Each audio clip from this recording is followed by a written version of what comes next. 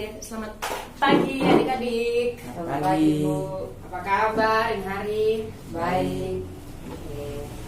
Ada yang sudah hadir ini hari? Ada Siapa? Berapa orang? 1 orang, Ibu. Siapa itu? Denny, Bu. Alasannya? Sakit. Sudah aku tadi? Belum. Sudah 1 orang angkat kita dalam doa. Adik Elsa. Marilah kita berdoa menurut agama dan kepercayaan masing-masing.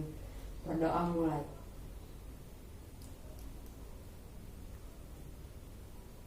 Berdoa selesai. Oke, terima kasih. Nah, baik. Misalnya terdapat suatu tabung air seperti yang adik-adik bisa lihat pada gambar. Nah, air akan masuk dari ujung kiri atau dari ujung penampang kiri A1 dengan kecepatan, dia akan mengalir dengan kecepatan V1 menuju ke ujung penampang bagian kanan atau A2 dengan kecepatan V2.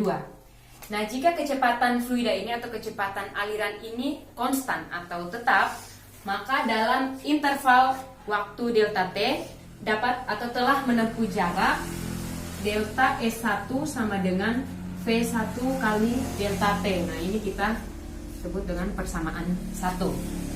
Nah, jika luas penampang tabung kiri A1, maka massa pada daerah yang kita arsir, daerah yang diarsir ini adalah delta M1 sama dengan rho 1 kali delta 1 kali delta S1. Ini kita sebut dengan persamaan yang kedua. Nah, ini kita substitusikan persamaan 1 dan 2, maka diperoleh delta M1 sama dengan rho 1 delta 1. Nilai delta S1 nya apa, Dirik? Ini V1 kali delta T. Nah, ini untuk delta M1 atau massa untuk bagian penampang kiri. Nah, demikian juga untuk fluida yang terletak di ujung kanan tabung. Nah, maka massa pada daerah yang diarsir atau M2. Kita hitung delta M2 sama dengan rho 2 kali A2 kali V2 delta T.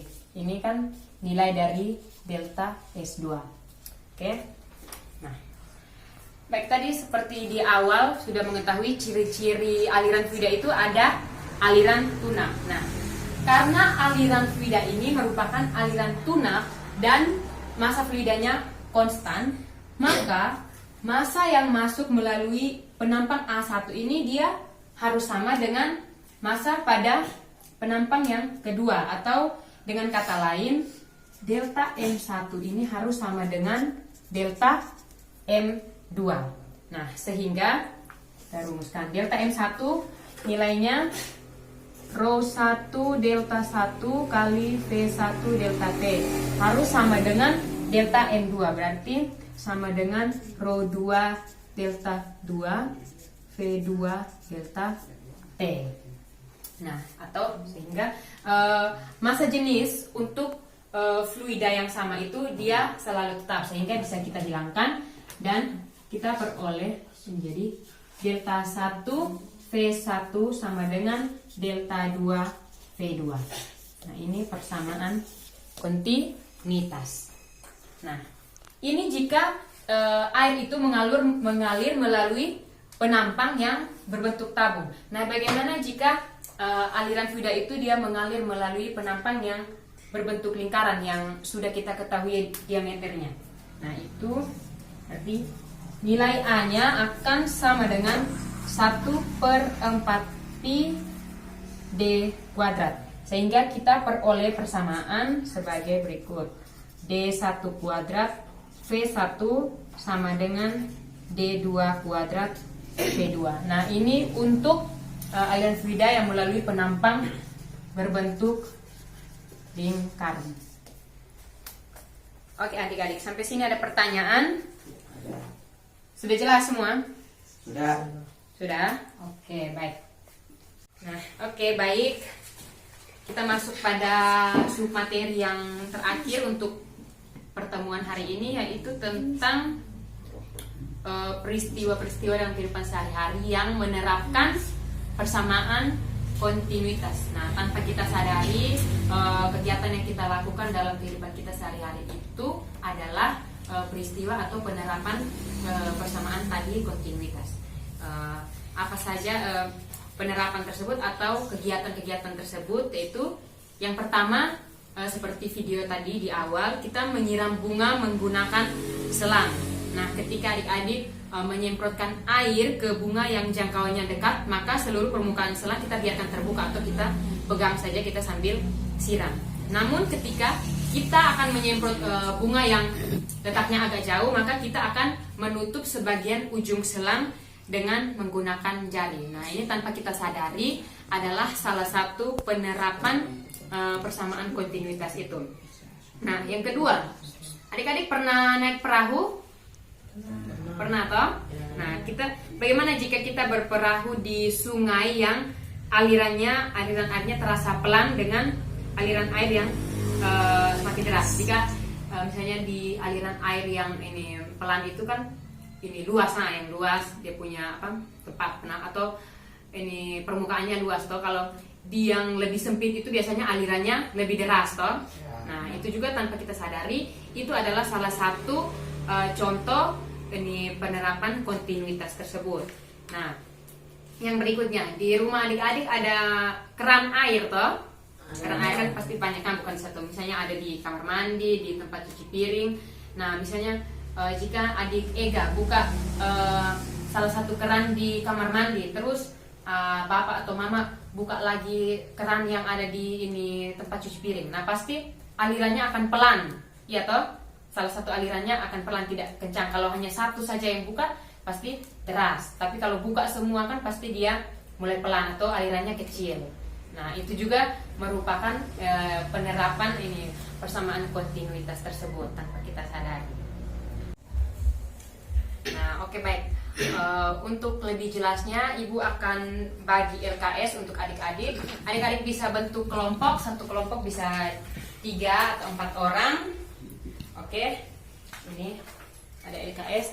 Nah, di sini Ibu sudah siapkan beberapa alat dan bahan yang terdapat dalam LKS. Coba adik-adik baca alat dan bahan apa saja yang ada dalam LKS. Yang pertama, tabung. Nah, di sini tabung Ibu menggunakan ini kaleng bekas ya. Oke. Sini kaleng bekas ini sudah dilubangi. Ini lubangnya yang kecil dan di sini lubang yang agak lebih besar. Nah, yang kedua ada apa itu? Yang kedua, alat dan bahan yang kedua, coba baca. Air 480 ml. Nah, ini ada air di sini. Nah, yang ketiga, alat dan bahan yang ketiga, coba. Air yang dicampur Nah, di sini. Nah, kasih lihat ini. Air yang dicampur ke sumber atau air yang berwarna. Ini Ibu pakai teh. Oke. Nah, yang keempat ada gelas ukur. Nah, ini sudah diukur masing-masing. Terus yang kelima ada stopwatch, kita pakai dari HP. Nah, oke, baik. Nah, langkah-langkah atau yang harus adik-adik lakukan di dalam praktikum ini, baik. Kita akan menutup lubang, baik ini. Ibu bagi alat dan bahan untuk tiap kelompok. Nah, di sini Ibu akan terangkan cara kerja. Adik-adik akan buat, ada pertanyaan, tanya ke Ibu untuk Ibu bimbing. Oke? Nah, adik-adik bisa menutup lubang yang ada pada tabung tadi, tapi sebelumnya diukur dulu diameter lubang masing-masing tabung ini, diukur diameternya, kemudian nilainya diisi di dalam LKS yang sudah Ibu bagi. Nah, kemudian tutup lubang menggunakan lakban. Mengerti sampai sini?